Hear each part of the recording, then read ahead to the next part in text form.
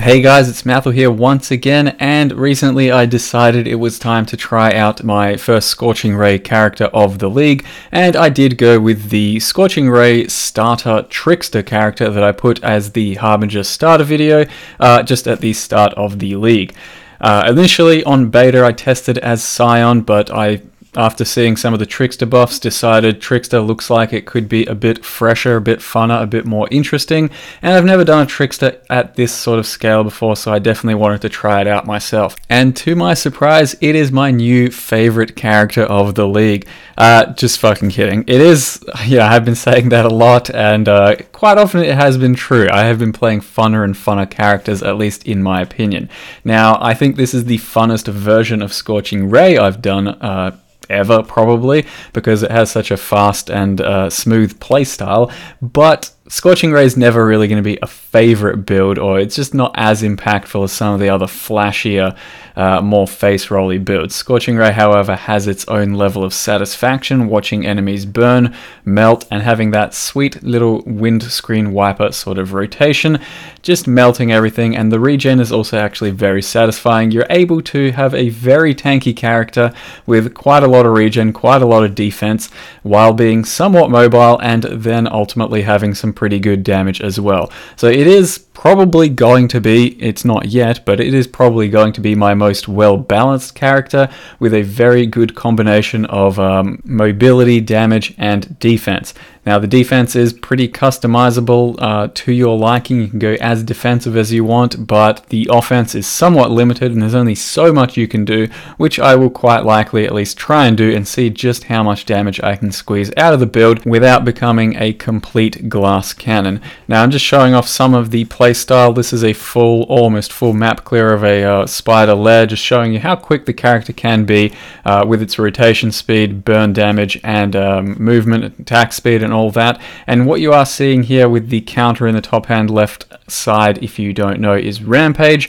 Currently, to achieve this Rampage, I am using an item which gives Rampage, that is Bisco's Leash, the belt. All you do is at the start of a map, put that on, kill a few monsters to get your Rampage rolling, and then sub in your other belt or other item that does not have Rampage, and your Rampage stacks will keep going as long as you keep killing things and don't let it fall off. So I've been utilizing that for this character because it has felt pretty good just having that increased sort of cast movement speed and explosions and all that to clean stuff up. But I don't do it always because, as you can see here in this Porjo's I'm clearing, which mind you is actually going pretty well for Scorching Ray since I didn't expect it to go this well. Not using it here because it's not that important to have the Rampage. It is just a fun little addition to the build if you want just that little bit of extra shit going on in the screen, as well as a bit of a faster clear rate. And I have been using it for quite a lot of maps that I can, and I've also been doing some serious double beyond action just about everywhere I can. I've been wasting a lot of currency since I have quite a bit at the moment. I've just been rolling as many maps as I can with Beyond and then double Beyonding them from Zana, and it's made for a very fun leveling experience with Scorching Ray because it can handle just about all of this very smoothly, has the damage and it has the defense to just melt through the Beyond and not really have too many problems. So it's been a very worthwhile venture going in with this level of currency against maps and a slightly faster leveling experience. Now, I do want to go over what this character looks like, how I've built it so far, and how you could actually make a smooth leveling experience for yourself, what I want to do in the future with it, and maybe an option for some low life if you want to squeeze the max damage you can out of a pure Scorching Ray character.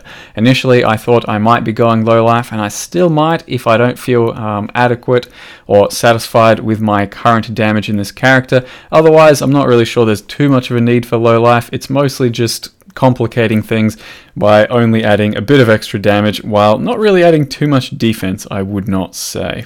So there is quite a bit to get over here in terms of the character. As I have mentioned, I am following the starter Trickster Scorching Ray I gave you guys right at the start of the Harbinger League.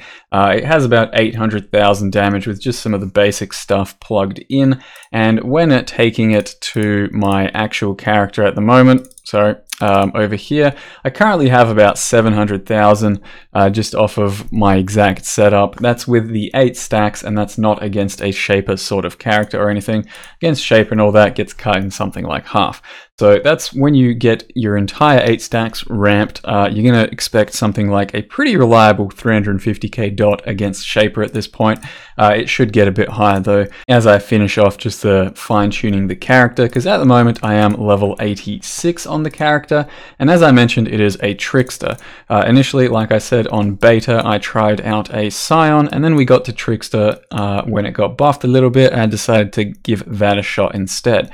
And the region has provided through Patient Reaper, as well as all the additional mana from Weave the Arcane, and just the increased attack speed and rotation speed with Walk the Ether and Swift Killer, has made it probably the most well-rounded sort of Scorching Ray character, I'd say, at the moment, just because it is very smooth to have this much level of extra attack speed and movement speed for your shield charge or whirling blades, whatever you decide to do.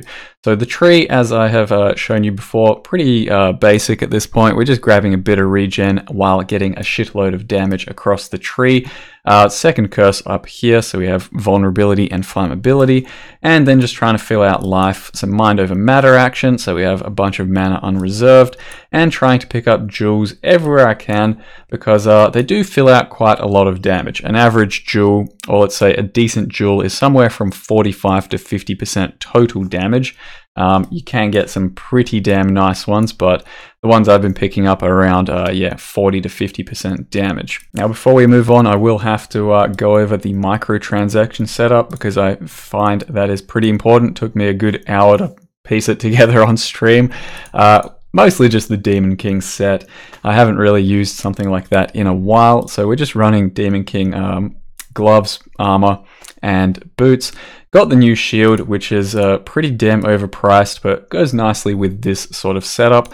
Running a Colossus sword and celestial weapon effect, which is just so goddamn ridiculous that I couldn't not do it. Infernal skull, and then that's basically it.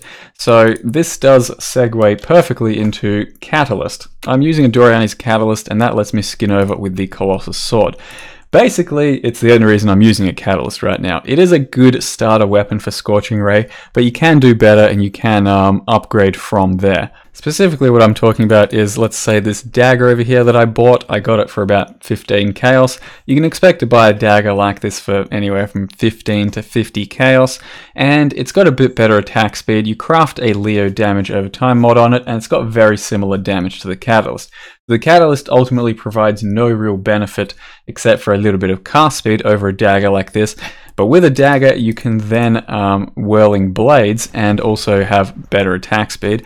And if you whirling blades instead of shield charge, it will be a faster clear speed, and you will be able to drop a Quicksilver flask. So that opens up another flask slot for something like Worm Flask, a Dodri's flask, a Granite, a Basalt, a whole bunch of other shit that you can do. But I am dumbly enough, stupidly enough, just sticking to my Catalyst because I really like having a giant, stupid sword.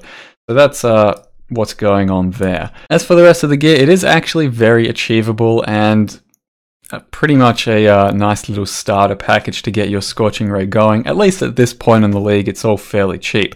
The only super interesting item we're using is Unshattered Will, and that is the new Harbinger shield. And what this does is gives you about up to 70% damage with your Scorching Ray, so it covers a spell damage shield in terms of damage, while also giving you a pretty nice amount of defense from life, resists, and all that. And you can summon one Harbinger. Now this Harbinger, he does not die, just like every other Harbinger, and he gives you a temporary buff every 8 seconds. He has a cooldown for this skill. For 4 seconds, he will buff you to reduce damage you take by 20%, which is already worth it by itself, and also makes you immune to stuns and elemental ailments. So whenever you start casting your Scorching Ray, he'll put it up, and that will last for 4 seconds. It has another 4 seconds of downtime, and then he'll recast it. So it's 50% uptime, and it is pretty damn worth using, I think. It's going to take a very nice shield to be able to replace this, or if you just don't like the unreliable sort of 50% buff, then just go with a life and spell damage shield. But I think this is a fairly no-brainer sort of item to put in a build like this. Just makes you a lot tankier and survivable overall in a lot of situations. The other item that you may not be aware of is Immortal Flesh. The only downside it has is you lose some resist. Now, minus 15 to all resist, not that big a deal when you can get them just about everywhere else on your gear, but it does give you a shitload of extra life regen and mana regen, which is good for your sustain of life and then mind over matter sustain. A bit of extra fizz damage reduction and some 40% armor while not ignited, frozen, or shocked. For me, that is not a very big deal because I don't have much armor yet. If you're not running a tabula, or if you pick up some armor pieces across the board, you should be able to actually scale your armor decently enough that this helps. Currently, it's not doing too much in that regard, but it is a very solid item otherwise. You can see here my current life regen when with Stone Golem, 629 and mana 128. Take that off and we're at 524 and 104. So it is a nice 20% increase across my life and mana at the moment.